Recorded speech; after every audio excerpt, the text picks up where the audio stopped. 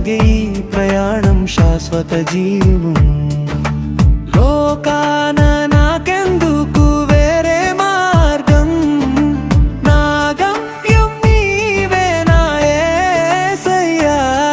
నా కష్టాలలో వెలుగు నీవే, నా బాధలలో ఆదరణ నీవే. అలసిన నన్ను ఆదుకొంటివి, పడిపోయినప్పుడు చేయూతనిచ్చితివి. సమస్తము నీ కృప